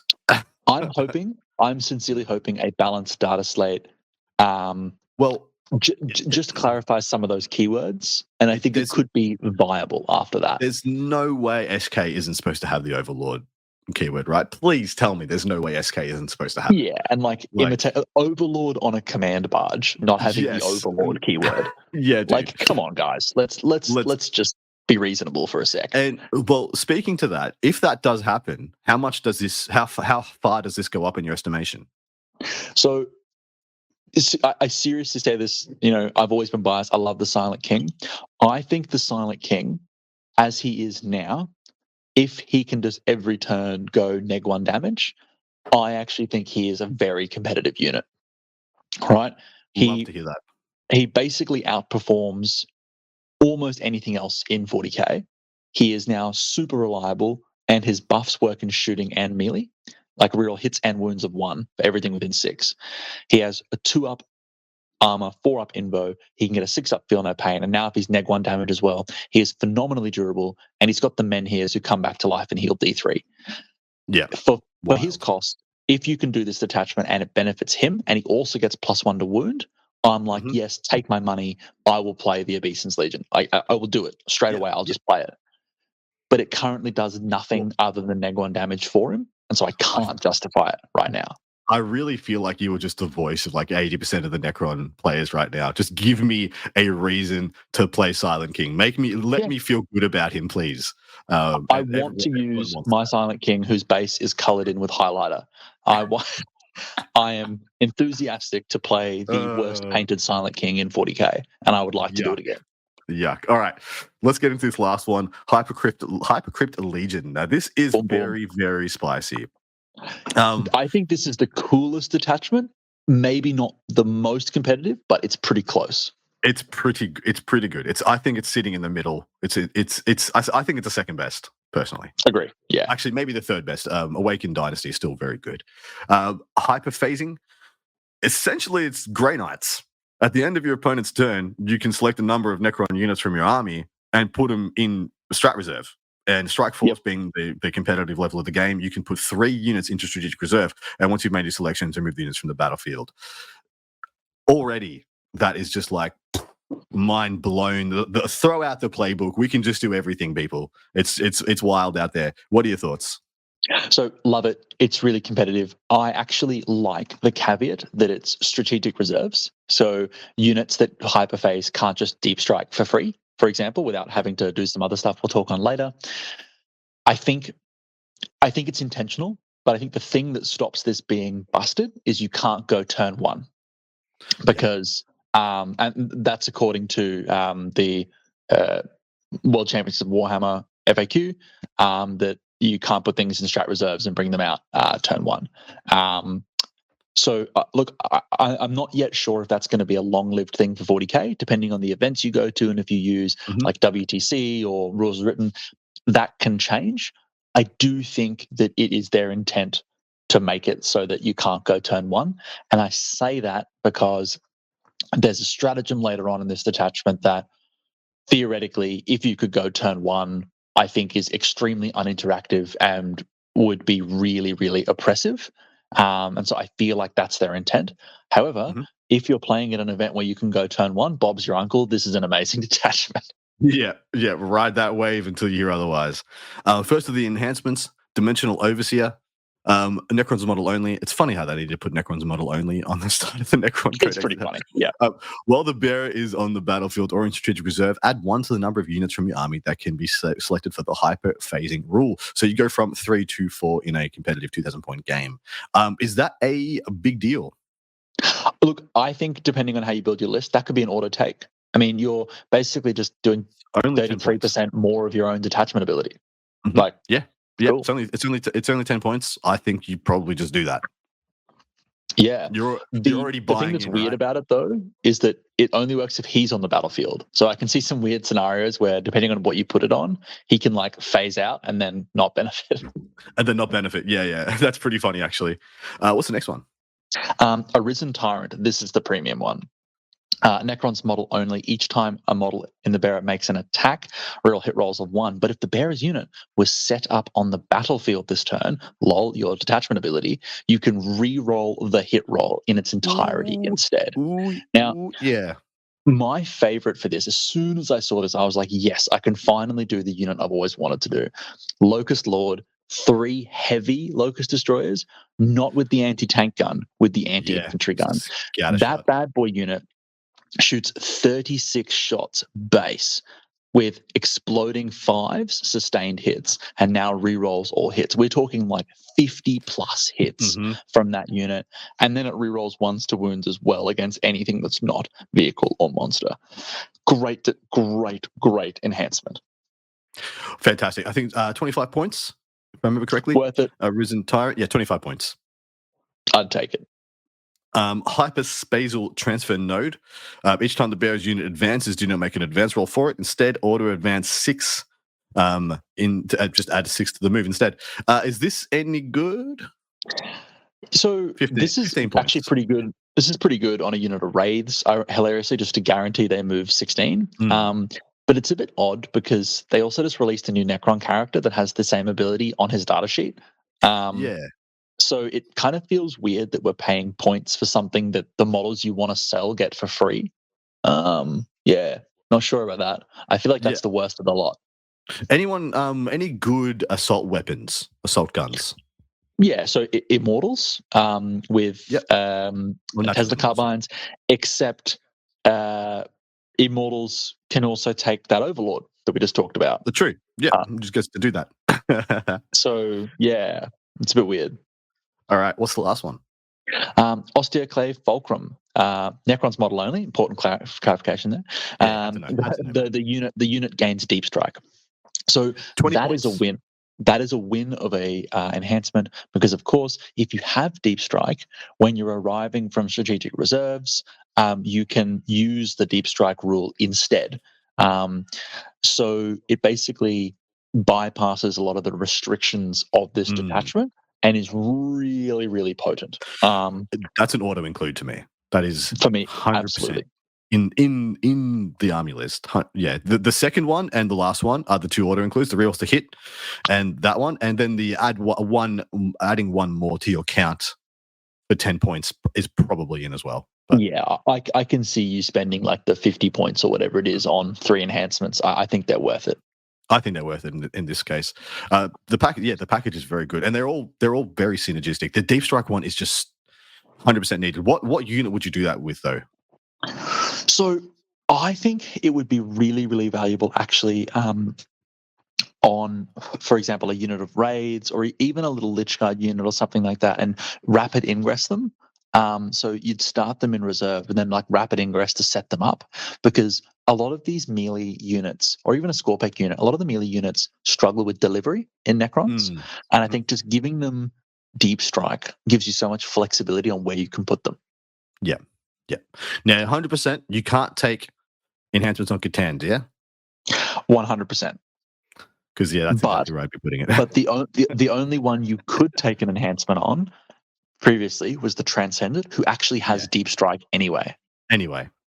So fantastic. Yeah, this is actually, we'll touch on it a bit later. This is actually the detachment I can see like monster mash Necrons. Correct. That's pretty much what I was getting at. This is the one where I 2 Catan is not going to seem too spicy for the Hypercrypt Legion. But sorry, mate. No.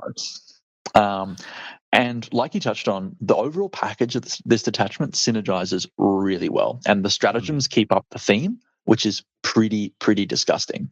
All right, crack on. Yeah. So look, just quickly, I'm going to be a negative Nelly for a sec. This is really bizarre because this detachment has literally 0 battle tactic stratagems. Mm-hmm. I don't really understand why the Destroyer Cult army has 4 when it doesn't benefit Overlords, which get free battle tactics, but the detachment that makes you want to spam Overlords has no battle tactic. So the hamster was tired that day. yeah, Didn't the Emperor's Tarot did not benefit us that day. So look, yeah, weird stuff. But yeah, no battle tactics at all here. So I'll just skip over what type of stratagem they are. Yeah, it's irrelevant. The stratagems here can be broadly broken down into for the monolith and not for the monolith. Dude, it's so funny. Yeah. It's basically what they are. So we're starting off with a monolith strat because they really want you to use a monolith in this detachment. This is a 2 CP strat. Now, this is situational. Situational for 2 CP, but could be game changing. Your opponent's shooting or fight phase just after they've shot or fought 1 Necrons infantry unit from your army that has had a model destroyed. You basically yeet the Necron infantry unit, and it gets to be redeployed wholly within 6 of your monolith model, but not within engagement range of enemy units. So you can go as close as you want to enemy units reactively after you lose 1 model. This is super good for so many reasons. You can steal an objective from your opponent. Sure. You can keep an infantry unit alive. Sure. You can reclaim an objective. Sure. You can teleport back to your own DZ, reanimate, go back into hyperphase, and then come back on a different location next turn and rinse and repeat. If this was 1 CP, this would be spammed. So I understand why it's 2 CP. The reason why I think this is a bit odd is, for example, keywords. Wraiths are beasts, but if they have a Technomancer in the unit, they get the infantry keyword.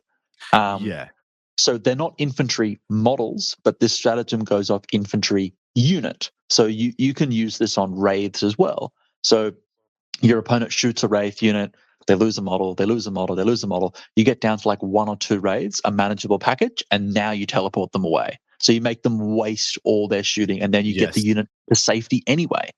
Yep. There's so many cool things you can do with this strat. I love it. And if it was 1 CP, I think that it would be really abusable. However, like I said, this stratagem probably should be 1 CP. And I say that because 1 CP is aggressive, but the stratagem has a 350 point tax. The monolith. Yeah. So I think even though it's awesome, it's unique. I've not seen something like this before. And I want to love it.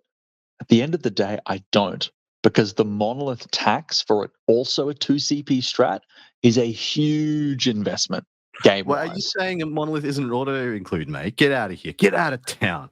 Oh, I'm sorry, Adam. I can't lie to the listeners. Look, I actually don't hate the monolith data sheet. I still just hate the sheer logistics of the model. It's the just logistics of the model in certain terrain packs, it's unplayable. It's just you actually just can't use it.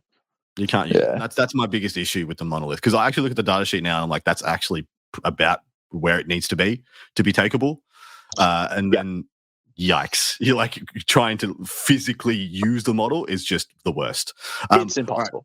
Quantum deflection up next. This is another monolith stratagem. 1 CP, your opponent's shooting phase or the flight phase, just after one of your vehicles has been targeted. That vehicle and models in its unit have a 4+ invulnerable save. I don't know of any vehicle model units. Well, I don't know why they need that distinction, but anyway, they get a 4+ invuln. It's good. Yeah, that's weird. I know. Canoptex spiders. Spiders are vehicles. Baby. There we go. Spiders are good. 3 spiders with a 4 invuln is probably very annoying to kill. Can you take 2 now? It sucks. Okay, never mind. They got the Talos. Anyway, good strat. What's the next one? That's good. Next one is reanimation crypts. This is actually pretty synergistic. Your command phase. It targets your Necron's Warlord, and it means for each of your Necron units in reserves, all your units in reserves, they get to activate their reanimation protocols. As This if is they're on good. the table. Yeah. Yep, this is good. I'm pretty happy with this. And again, really benefits the Monster Mash style, where if you've removed units from the board, you really want your Catans to be healing. And for 1 CP, I probably would heal my Catan. The issue is, again, though, is that and what I think is crippling about this is that it has to target your Warlord. You obviously can't target your Warlord with strats if they're off the table. Off the table. The other problem is if you're playing the Silent King, he must be your Warlord. So basically, if you teleport the Silent King, you cannot use this stratagem Correct. ever. And I think this is actually the detachment where the Silent King is premium. So that really disappoints me a little bit, where if I'm actually using my detachment ability on the King, I can't use this strat. So, yeah. Bit frustrating. All right. But Next up, that is balanced. That is balanced, Adam, by It's a bit of give and take. cosmic precision, the threading the needle stratagem, the 1 CP most incredible stratagem in this package. When a unit is arriving, and this is important, when a unit is arriving by deep strike or hyperfacing, you can place that entire unit 3 inches horizontally rather than 9 inches horizontally from all enemy models. Of course, Game changer. Cannot declare a charge. This is a game changer, and it compounds. So it's a game changer because 3-inch deep strike is obviously good, but it benefits things that are just coming in from hyperphase as well. So things that don't organically have the deep strike ability basically gain super deep strike.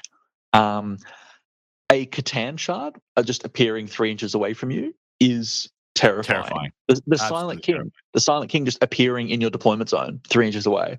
Cool. Like there's this will be used every turn. There is no ifs, ands, or buts about this one. This is the true activator for the entire army. Taking something that could not have made it onto an objective because it was just going to be walking on from the side, and then just taking an objective wherever you want. Like, you'd almost want to take 10 warriors just because you can just be like, lol, my objective. Well, you can do like 10 warriors and a chronomancer, for example, appear 3 away and then move. Yes. So even if they've managed to screen the 3-inch deep strike, you can do a move after the 3-inch deep strike. Correct. So, like, honestly, this army's ability to steal objectives is really potent. Pretty much unparalleled. That is the best. It's incredible. All right. Yeah, 100%. And unlike every other detachment, these guys have multiple 2 CP stratagems. Dimensional Corridor is up next. It's in your charge phase. 1 Necrons unit from your army that was set up on the battlefield this turn using the Eternity Gate ability of the Monolith. And the Monolith had to start on the battlefield. That unit is eligible to charge this phase. So tell us how this works, mate. So this is really good because, again, it's infantry unit, so it can benefit. It's Necron unit, but the Monolith's ability only benefits infantry. So in raids, Lich Guard, Praetorians, Scorpex, lots of good examples. And basically, charging out of the Monolith means you can be 2 inches away, essentially. Yep. The problem with this is that it's a 350 point tax. I see so many.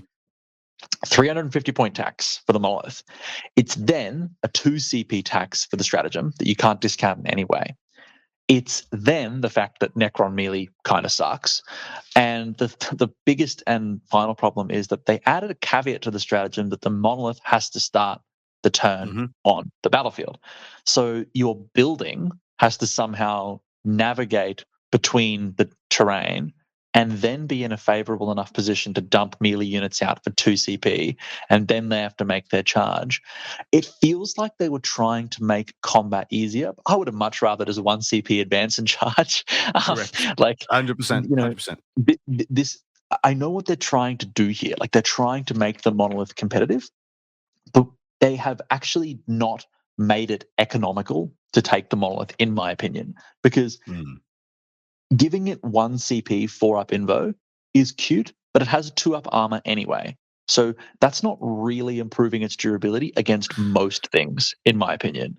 Yes. And then, so the biggest issue here is, as a player, if I played against the Monolith, all I do is just control where the Monolith goes, and none of these stratagems work. And it's very easy to control where the Monolith goes. if I'm cool, I'm going to not let the monolith move towards me by just putting a nonsense unit where it wants to land, and then its huge base has to land on the in front of me, and therefore you cannot use this stratagem effectively. It's yeah, it the monolith just gets worse the more you deep dive it, and it's all just about the like I said, the logistics of the model. And the same reason the Baneblade is rough to use. You know, it's just a giant freaking model on a game with so much of the table has terrain on it now.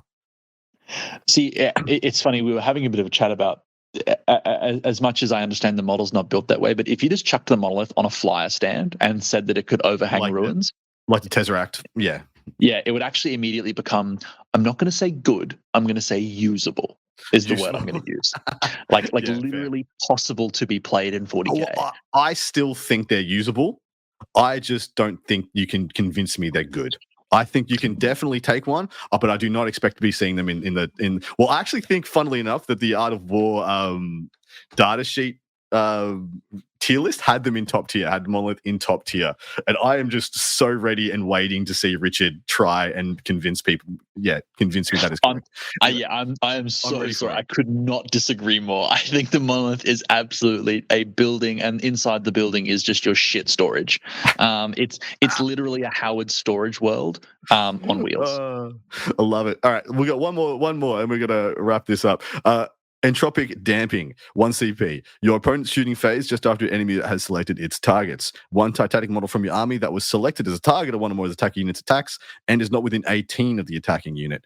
And the effect is all the weapons that they are targeting, essentially the monolith or the Tesseract Vault or Obelisk, become hazardous. This seems really weird, and I'm not quite sure if it's good. I mean, I can see some situations where it can be okay, but few and far between. Yeah, look, I think I don't ever see myself spending a CP on this when I could spend a CP to deep strike 3 inches away. Correct.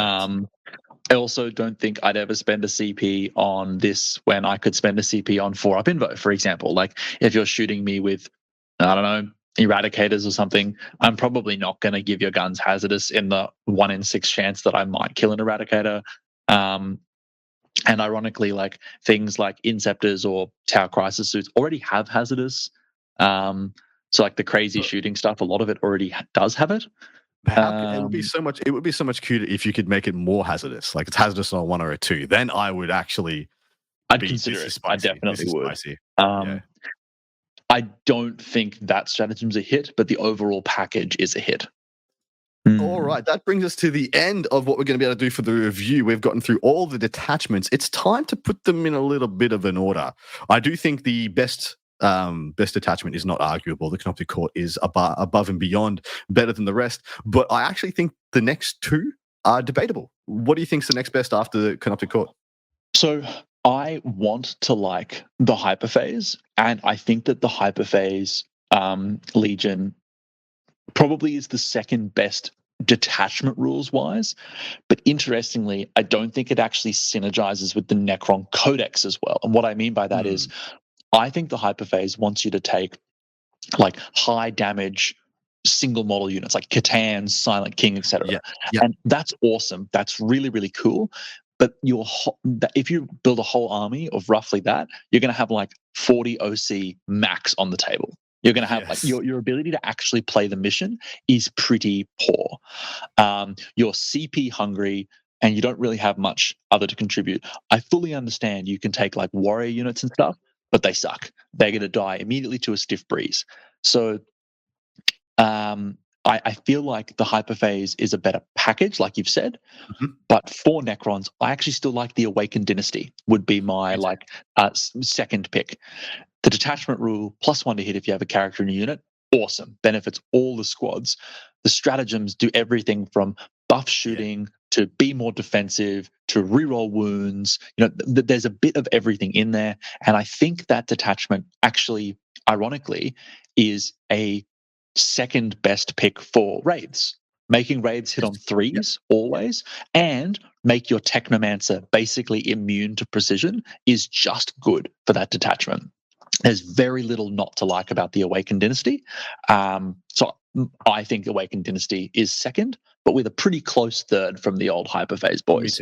Me too. That's exactly my gut as well. I think the Hypercrypt needs a very specific build, and it might mean that, in the long run, the Hypercrypt, is better 6 months from now after people have figured out exactly what needs to go in there and what needs to get the absolute premium mileage out of it. Because I think of stuff like hex marks, jumping up, jumping down every turn, just doing a bunch of sniping, bunch of annoying stuff is pretty good. But there's a lot of testing that needs to go into it, whereas the Awakened Dynasty, I feel like, is a very broad brush, take a lot of the army and make it more better.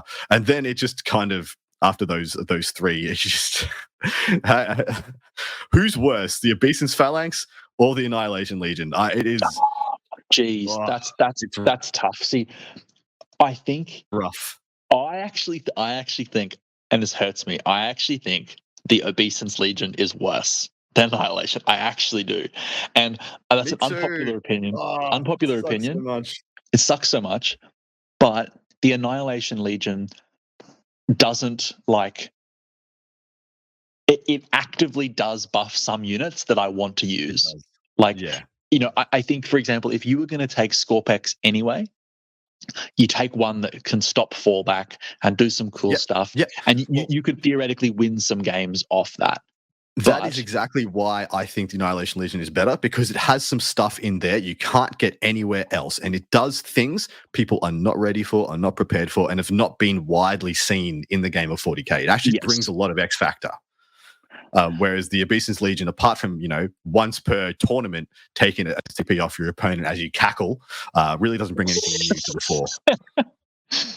Yeah, I think the Obeisance Legion really missed the mark, because Triarch Praetorians, some people took them previously, like some people really liked them with the particle casters. They're still 250 points for 10 of them, which is way too many points. And you can make Lich Guard, I guess, as cheap as you like, but they don't really do damage. They're not durable anymore, and they move 5. So I'm not really sure what Lich Guard are actually good at, because they don't seem to be good at anything. So I think they're now like 95 points or 85 points 85 for 5, which is cheap. But I'd still I'd honestly I don't see why I would take a unit of Lich Guard. So the units that this detachment benefits are poo, in my opinion. And the units that I wanted this to benefit, like the King and stuff, it just doesn't. So yeah, honestly, Obeisance is a firm last from me. All right. On that note, we're going to go through our usual 2 ranking places and 2 ranking metrics for this codex. Firstly, as a Necron player, as a Necron general, and as one of the best Necron players in the world, undebatably even, it's not even debatable, how happy are you with this codex out of 10? 9. So so here's why I'm 9, and it's not because I have very low expectations of Games Workshop to begin with. It's because I read this book and it has fundamentally changed how the army plays, and so I like that. I like that it doesn't feel like a DLC. It feels like a new game. You know what I mean? I'm happy with this codex because most of these detachments and most of the data sheet changes have viable options in them. And there's not one that just immediately, the Canoptech is powerful, but even in Canoptech, I can see a number of different builds within that. Nothing immediately just goes, this is broken, this is crazy. There are a couple of things like that cynosure of eradication stratagem that I think just with a data slate can be easily fixed up. There's nothing 100%. Apart from Obeisance Phalanx, that just feels fundamentally broken. I think for me, what makes me the most happy is that when I read this codex, the things that my opponents used to not enjoy, like the things that used to make games against me less enjoyable, are gone. The Necron warriors that reanimate forever are just not, it's uninteractive, is just not a thing anymore. I think that's good game design. And the deeper I go down that rabbit hole, the happier I get. Because if we get more codexes that give you diverse options, but are not just objectively crazily powerful. The game has longevity for the first edition ever, where power creep is not just this rife force in the game. And I feel like the Marine Codex was well written. I feel like the Tyranid Codex maybe it's a little bit of a boost, but overall is well written. And if the Necron and AdMech codexes follow suit, where they're not just like immediately the best thing in 40k, correct. I am 9 out of 10 happy, even if there are some things that can be improved. It's the only reason I'm not 10 out of 10. Fantastic. And how would you say, where would you say the Necron Codex comes in on the power scales? Is it tipping the balance up with Chaos Space Marines and Eldari? Is it in the in the S tier, or is it firmly in the A tier or the B tier, C tier, or D tier, mate? So I'm going to put it in A tier. I think it is. Me too. So I think it is strong. I think especially like, let's say, an optimized Canoptech Court build is definitely like a high A tier. Yep. But I don't think it has the ability to project damage the way that like CSM does, where if CSM want a unit gone anywhere on the table, they can make it happen. Yeah, agree. And Eldar can jank about. Although I do not mind and conceptually, I do like the Eldar matchup for Necrons in some ways. I think Night Spinners are still horrendously annoying especially for the Wraith build, but I think that's a winnable matchup. I think that is a matchup that Necrons can build for and play for and get good at. I think 3 Canoptech Doomstalkers are actually now like I'm playing with 3. Like today, I've got to get that's nice. Yep. Because I had 3 from like the start of the edition, never put them on the table before.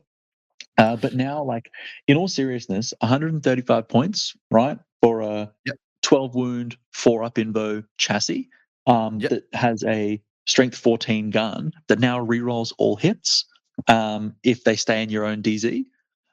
But the thing for me that I think tips it over the edge is you can loan op them now. They're Canoptech. So it's kind of like the Nurgle Forge Fiend, except it's different because you have it's much cheaper for one, but also you have a built-in 4-up invo. So what I intend to do is let people shoot me, do a bit of damage to it, and when it's nearly dead, then you loan op it. Then you loan op it. I can actually some really cool stuff with the Doomstalkers. I think that it can scuffle with the best of them, but it's definitely not S tier. Yeah. Well, on that note, mate, we're going to have to wrap it up. Please come over and join us for part 2, where we're going to be answering a bunch of listener questions. But, dude, I am so excited for this book and really happy to hear you are as well. So say your goodnights, mate. Please go over and check out the Normal Blokes where? You can find us on Spotify, iTunes, wherever you get your podcasts. We do put some stuff up on YouTube. Our November campaign has just ended, but we're going to be cracking on with some new episodes and some Christmas content too. So please check us out. Fan-freaking-tastic. Please support some good old Australian 40k content. And, dude, you've been an absolute gent. Thank you so much again for coming on. And, yeah, enjoy Always your welcome. Metal Men goodness out there. The Necrons are going to be here, there, and everywhere, I think. But, yeah, say goodnight, mate. See you guys. Thank you for listening to Art of War Down Under, a content review podcast for Warhammer 40k, hosted by Adam Camilleri, produced by Seamus Ronan. Enjoyed the show? Want your lists reviewed and the content you heard put into practice? Sign up to our Patreon and connect with us online or on Facebook. Just search for Art of War Down Under. Signing out from tomorrow.